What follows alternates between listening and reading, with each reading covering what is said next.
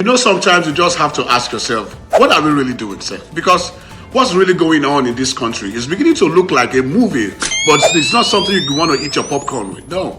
I mean, let's talk about the latest allegations that have gotten everyone talking in Nigeria. I mean, Seyi Tinubu, the son of the Nigerian sitting president, he's been accused of things so heavy.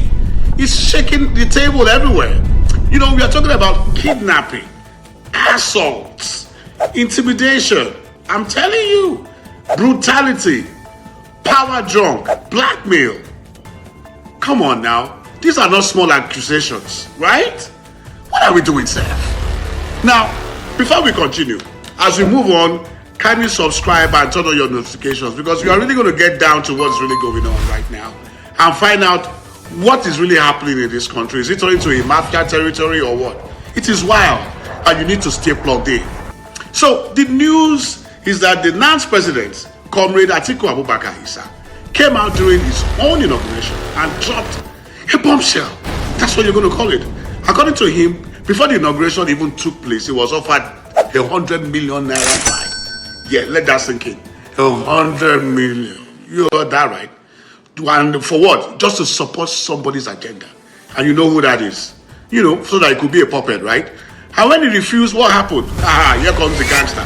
He said they abducted him, beat him up, stripped him naked, filmed him, and then threatened to leak the video if he does not comply. Can you imagine that? You only see that in the movies.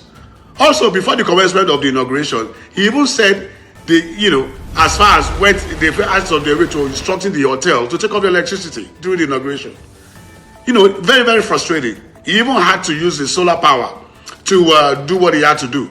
You know, the area was so dim and, it was just uneventful coming from the house or the office of the president of NANS.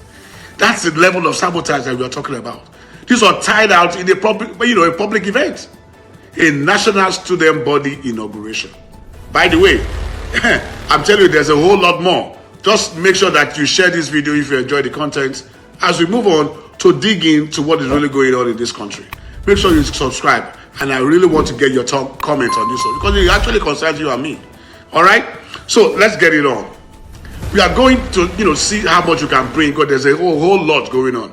I really want to get your take on this. Okay? So now, here is where it even got more interesting. Okay? So VDM, VeryDarkMan, we all know him, saw this inauguration video and spoke about it. Right? He didn't mince words. You know him. So he made it clear that things in his, in this country, it's just not right. There's just something that is not just right, And if you can remember, I once had an issue with Seyi Tinubu, where VDM said some trashy words, harsh words to the president, saying he should be acting like a bridge between the people and the government. He should be someone the youth can relate with. He should be standing with us and not above us. But of course, some people didn't like that. They said he insulted the president. They demanded he apologized, but but when I watched the video, honestly, I can see some truth in what VDM was saying. So for the NANS President, it's crazy. Aside the picture evidence, NANS President was brutally beaten. VDM said the NANS President should even pray that they put out his naked pictures. That will show that everything he said was true. It's something shocking. It's very, very irritating that is going on. Now, VDM was arrested, no clear charges, nothing. We don't know what's going on. This was after people in high places, he suddenly disappears from the public. That's why people are raising eyebrows. To make matters worse, around the same time we were hearing about 71 billion naira. 71 billion naira is missing from the 100 billion allocated for student loans. So people are beginning to connect the dots. Was that money part of the so-called bribe? Is that why they were trying to force the NANS president to join their side to cover up for the mess? It's beginning to look like there's more to it than meets the eye. Let's not forget, Comrade Jibril Batuta, a presidential candidate of the NANS from the University of Abuja, publicly urged President Bola Ahmed Tinubu to restrain his son, interfering from NANS issues, and told Bola Tinubu to call his son to order. His son is dragging the presidency into controversy after controversy. When a politician publicly says something like that in Nigeria, of all places, he's serious. Now, here's the twist. While some people are fully convinced Seyi Tinubu is involved in all of this, some people are saying no, even when there is no evidence. Others are saying it's false, that he, was defamed, that he's this and that. He's just mingling with masses. You know, we don't see most of these big men's children among people is what they are saying. But Tinubu is always out there organizing concerts, doing events and shows, showing his face. That his visibility has made him, as you know, a subject to talk about. You know, that is what they are claiming. And you see, because of that, and I don't say anything wrong going out and enjoying himself, but he's involving himself in a lot of controversy, and it's making it difficult for people to relate with him. They are scared of relating with him. You don't fall into the wrong hands or in the wrong place, or he tied you to do it in a certain way that you don't want to. In a democracy, come on. The question is, are we really practicing democracy in that country? Or it's just a cover-up? Because you would think that freedom of speech is free. It's actually not free as we speak. Because there's a price to pay when you just say something that is against the norm. You become a hit. You become a target. Well, if all of these are true, well, time will tell. If they are false, we will also know. Because as it is, we don't know. It's so scary. Everything is just going crazy. One moment it was just an inauguration, and the next we are talking about beating, blackmailing, missing billions, and arrest, unlawful arrest, if you might say. So again, I ask, what are we doing, Sef? How did we get into this point where the youth, the so-called leaders of tomorrow, are being forced to bow to the will of the powerful in a democracy? How did we get to the point where the voice of reason, like VDM, gets silenced the moment it speaks too loud?